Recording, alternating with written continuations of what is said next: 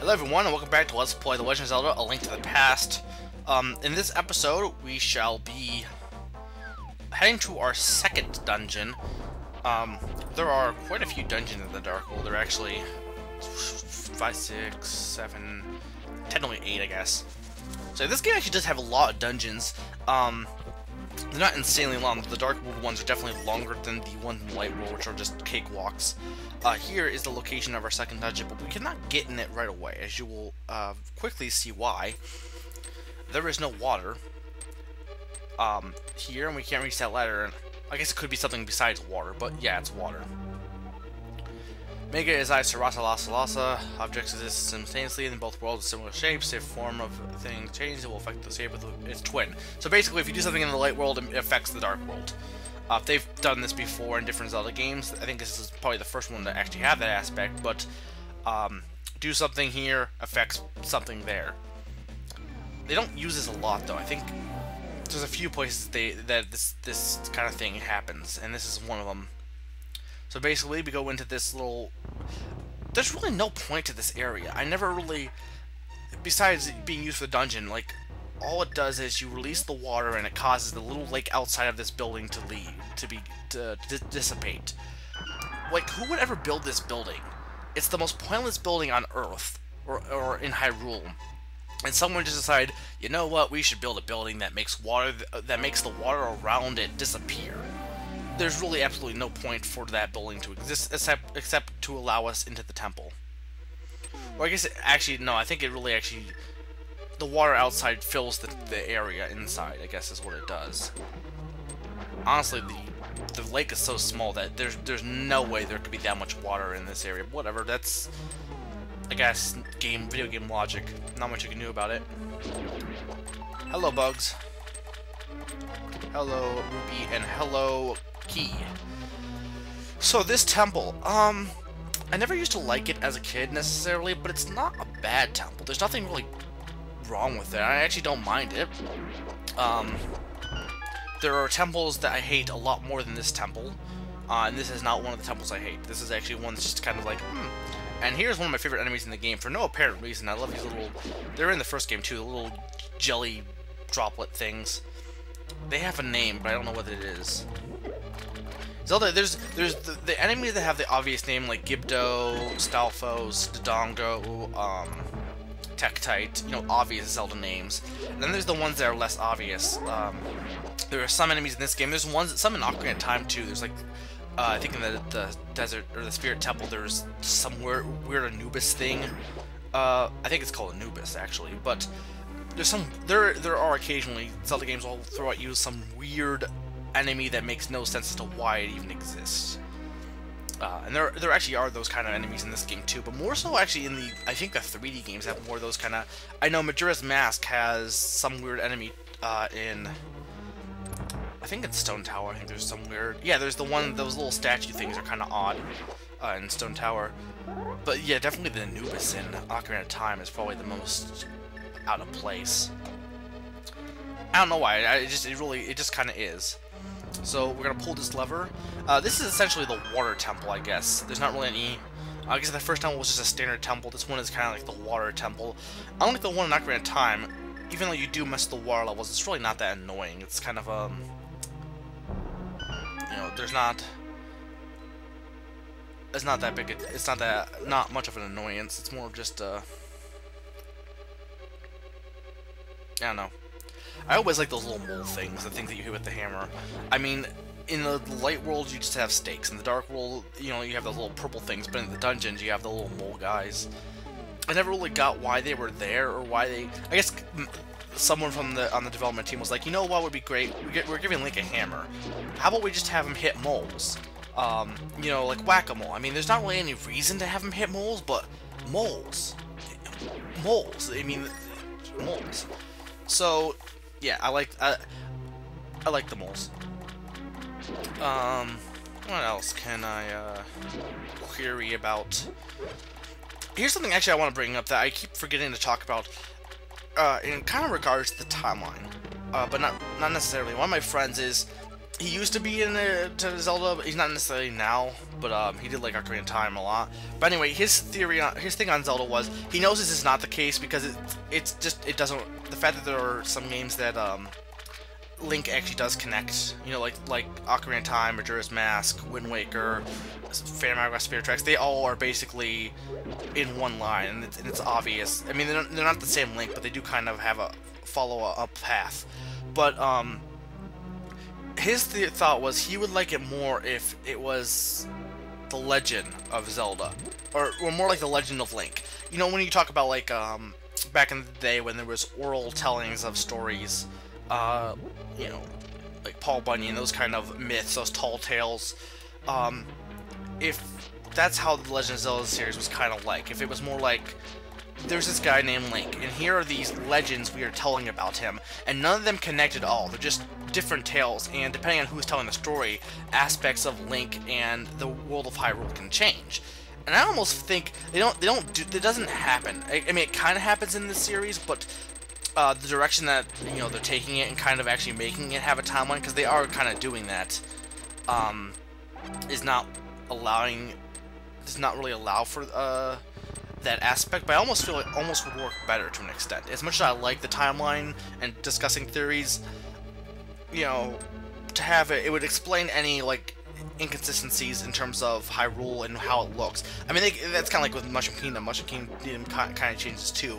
But if they strictly presented it in that way, as in, this game is one of the legends told about Link, and again, certain aspects of Hyrule and certain aspects of Link and Zelda could change because it depends on who's telling the tale. It really, you know, you know, he said that I did. I'm like, I really do like that. That's not really how, you know, it is at the moment. I mean, I guess they could make it that way if they just kind of made some of these games are about one Link, but the fact that, like, again, Wind Waker is directly related to Ocarina of Time, so that in itself kind of, you know, kind of ruins the whole theory of, or not really theory, but the whole aspect of each game being its own little tale about Link.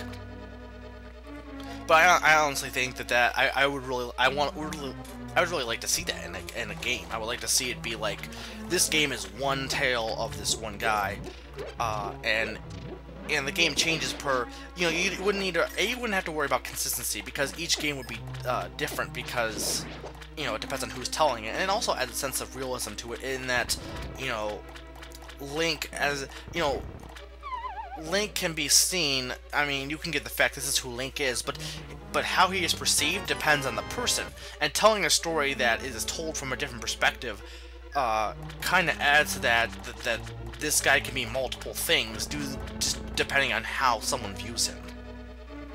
And the whole, you know, the whole aspect of it adds a whole level of perspective to it that I like. I like perspective, because as much as there are facts, and as much you can say, well, this is indisputable, it's a fact, you know, nothing is really black and white. Everything is mixed, and it depends. A lot of it depends on how one person sees it. It depends on perspective. And I forgot to go I went the wrong way.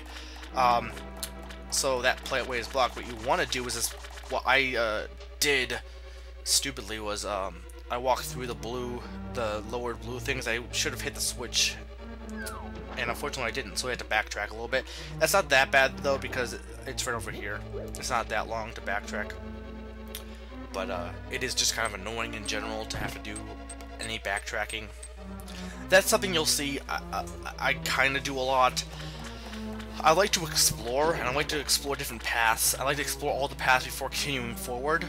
The issue is I always have I have bad luck in choosing the right path, because I always choose the path, either I choose the wrong path first, like I choose, like this, I chose this way, I went this way, and then I realize I have to go back, or I'll choose the path that goes forward and first, and then I have to go back and check the other ones.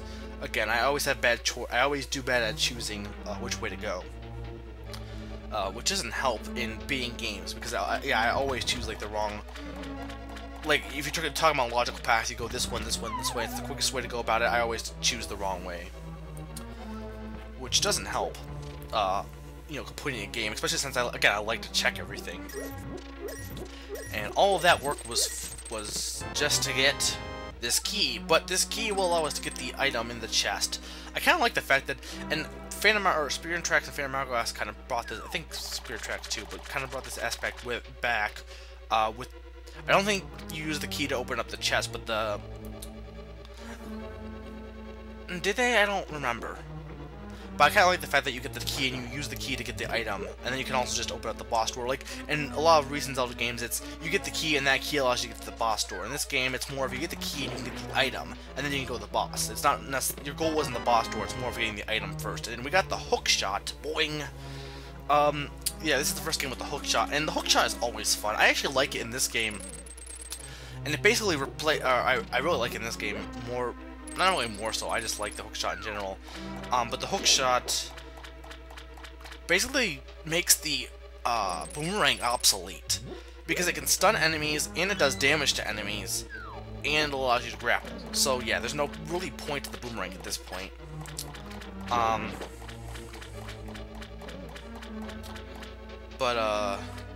I always like the hookshot. I kind of lost track of what I was saying with the dungeon. But yeah, this dungeon isn't too bad. I just always, again, have a bad habit of, oh, no, the keys with Spirit Tracks. Something that Spirit Tracks, I think Spirit Tracks did, but I know Phantom Hourglass did, was, you have to carry the key. Like, the key is actually, you know, it might be a little bit illogical if the key is that big, but you have to carry the key to the area, and I kind of like that, you know. I mean, yeah, Link has this whole hammer space. He has basically this infinite item sack of, I have this huge sack that allows me to carry whatever I want, and there's no explanation as to why I can do it. It's like, it defies space and time, and, you know, I almost want a game that, Four Swords Adventure kind of dealt with that a little bit, not necessarily on purpose, but Four Swords Adventure with its whole, the fact that whenever you could only carry one item at a time, whenever you picked up another item, the other one dropped. I don't think it was necessarily trying to, you know, add logic to it, but it did in the fact that, you know, you can only have one item, and once you know, pick up another item, well, you can't carry 2 items. You don't have any way of carrying 2 items. However, in most other games, it's, hey, I can put this ball of chain in my magic bag and carry it around and not be any heavier than I was before. I wish, that's what I want to see. I want to, if I could make a game, I almost would do it, but like a fan game of someone making it, you know, a realistic term, you know, just, again, for fun. Realism can be fun, but like a realistic Zelda in terms of, you know, every time you pick up a new item, there's actually logic as to how Link carries around the item, and it makes him heavier. And, you know, I mean, those kind of games, it wouldn't necessarily be, you know, to make it playable, more or less just to, it's almost kind of like a satire when you make those kind of games. I saw recently, and I didn't play it, but someone made, it's something I kind of like, is someone, this kind of movement that I've seen lately, not really a movement, but, someone made artwork that was minimalistic. There's been a lot of video game minimalistic. There was minimalistic Pokemon backgrounds made, minimalistic Street Fighters. The Street Fighter characters done minimalistically, just so that you could tell who it was by the color bands. And someone made a minimalistic Super Mario Bros. Artwork. Well, someone took that and made a game minimalistic style. Now, I haven't played it because I just haven't. But you know, that's kind of like almost like it's a parody kind of. So it's a fan service, but it's also a parody and kind of not really satire. That's not satire, but that's more just parody kind of. But like I like those kind of you know, going to copyright. You know, there's a lot of people who are copyright Nazis. You want to know the reason copyright was even made? Copyright was created mostly to promote I'm trying to think what I'm trying to say, because there is something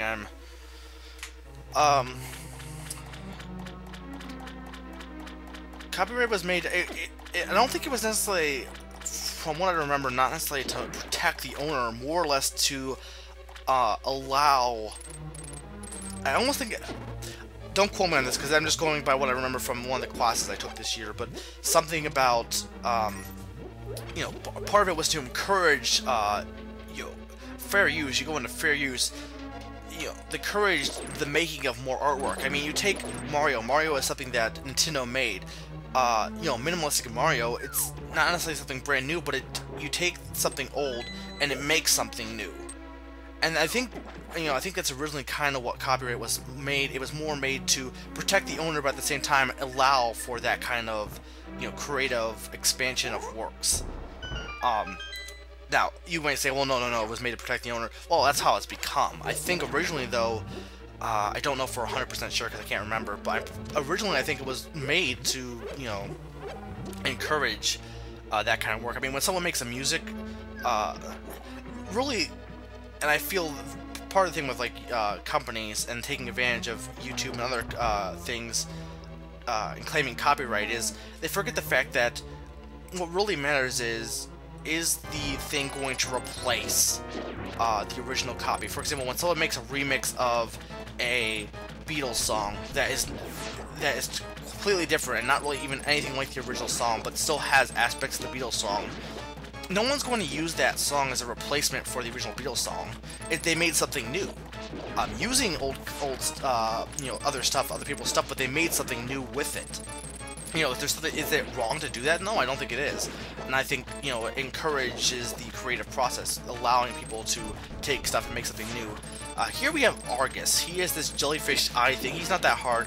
I don't think you necessarily need to do this, but I'm taking the hookshotting his puff balls, and once they're all gone, we can start attacking him. I don't think we can attack him at this point.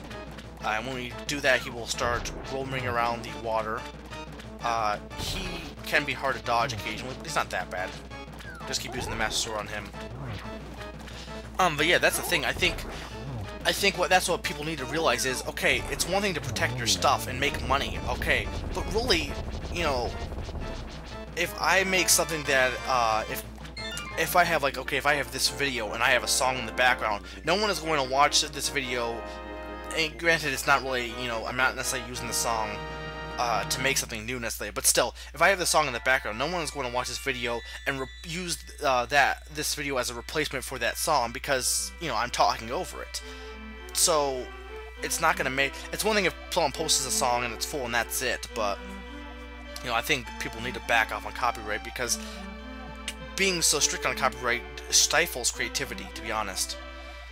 Which is not what it was meant for. It was meant to kind of allow for creativity. Okay, only a select few know of its location, but at some point that knowledge was lost. The person who rediscovered it, the Golden Land, was Ganondorf, the evil thief. Luckily, he couldn't figure out how to return to the Light World. Well, no, a lot of people came here, so it's not like it was lost. Well, remember that you have magical powers, which only the hero can make the most of. There are some other magical warping points, like the one you saw in Death Mountain. By using them, you can go between the two worlds and find the evils hidden in the Dark World. You are the only one who can destroy Ganondorf, the thief. No, Ganon, the king of evil king of darkness. Do you understand? Yes.